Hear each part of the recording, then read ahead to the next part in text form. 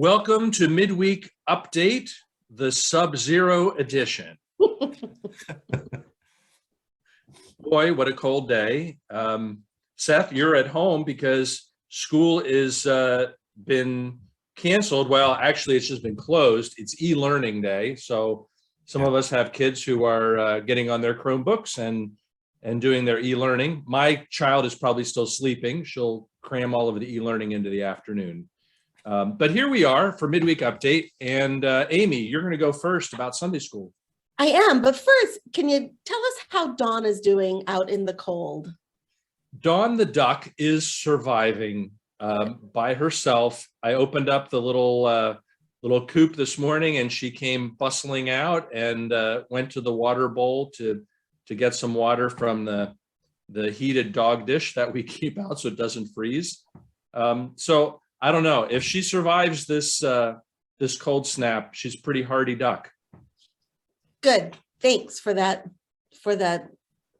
update about. And she's still laying eggs too, even through all of this. Good. Good for her. Good for her. All right. Well, I wanted to share that we have a new Sunday school class for adults that will be starting on February 6th. We're calling it Way Sharers because the format is biblical, scriptural research on topics, but like with books in front of you and everyone digging in. So this isn't lecture and this isn't necessarily a planned lesson by someone for someone.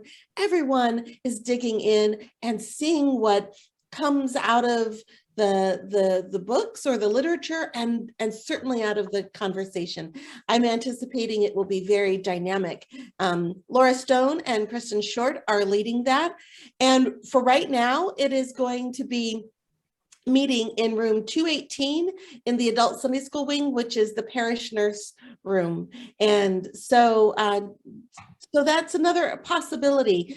I want to encourage adults to explore our adult Sunday school options. It's really easy for us to get into beloved patterns of going to a particular Sunday school class, but our church really values intergenerational conversation, and there's a lot to be learned from one another. So if you're feeling a little, I don't know, like adventurous, step in and be with the Questers or Koinonia or All Things Considered, maybe even Jubilee, and certainly give Way Sharers a try to see what might be good for you and your own faith exploration in the coming months. Good. Seth, you got a couple things? Yeah. First, I wanted to talk about something that's going to be starting this coming week, and that is a youth Flamingo fundraiser. And Kurt, if you'll pop up that sign, if you see this in your yard, accompanied by a set of flamingos as well, but if you see that sign, that means that you have been flocked.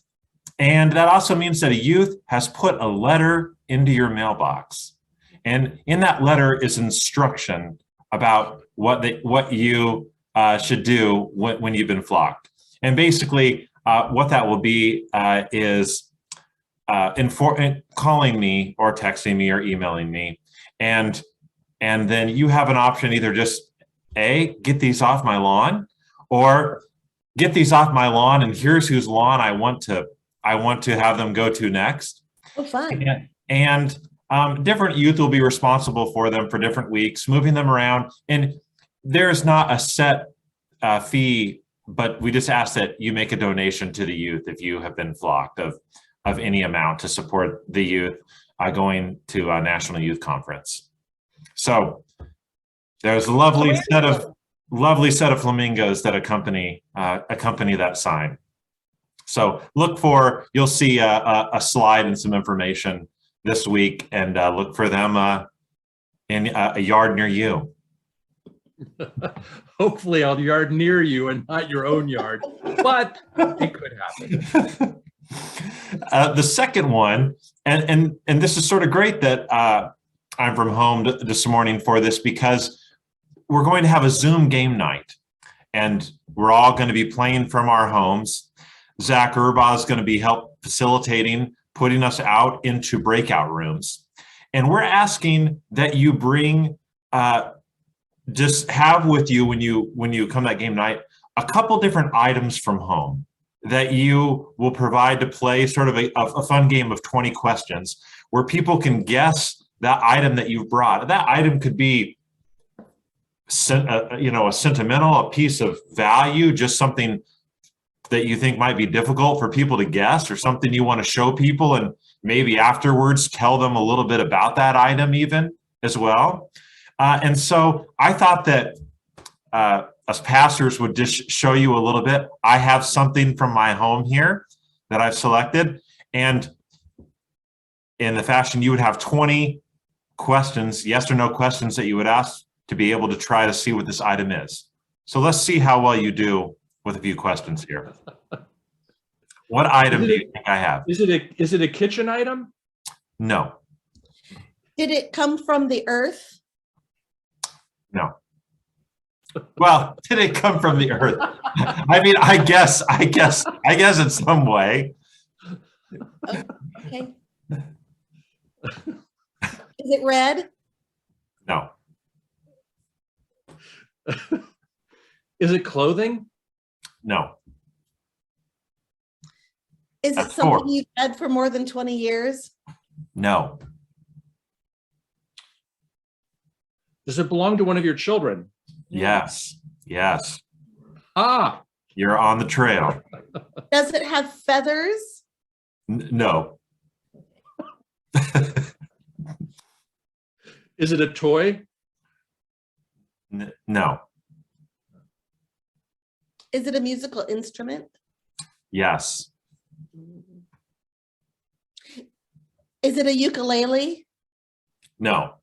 Is it a baritone? Ding, ding, ding, ding, ding. Oh my gosh! Ta-da! Well done. I think that was maybe 13 questions or something, 12. So People are going to want us on their team. setting a nice bar.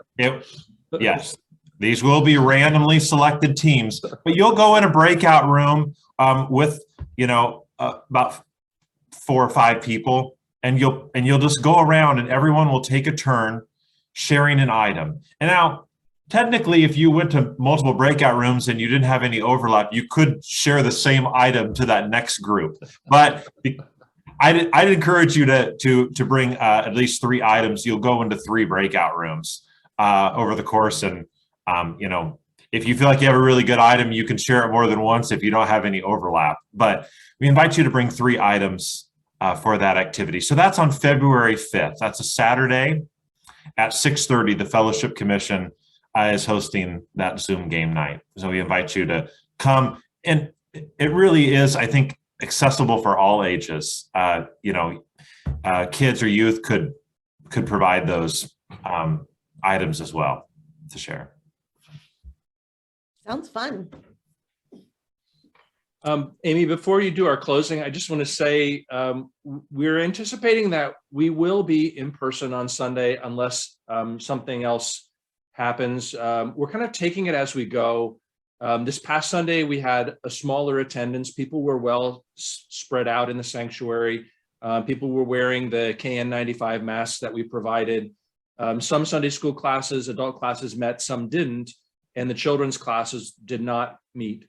I guess the thing I'd say is we'll just keep in communication and let you know if there's a change in the pattern of things. And again, reminding you to take good care of yourself and make your best decision for kind of things on the health risk continuum. So I just wanted to add that in before you give us our closing.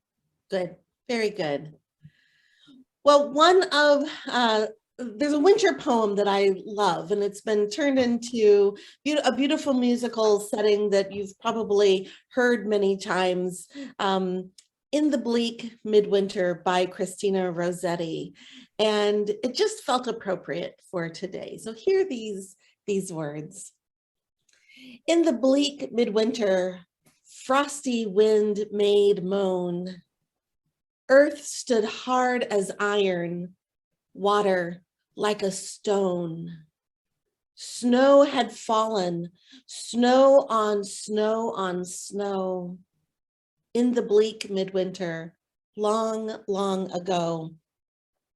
Angels and archangels may have traveled there. Cherubim and seraphim thronged the air, but only his mother in her maiden bliss worshiped the beloved with a kiss.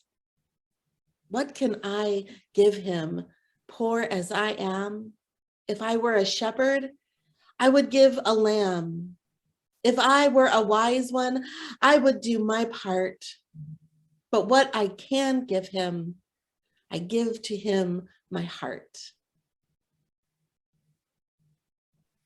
Stay warm, everyone. Bye.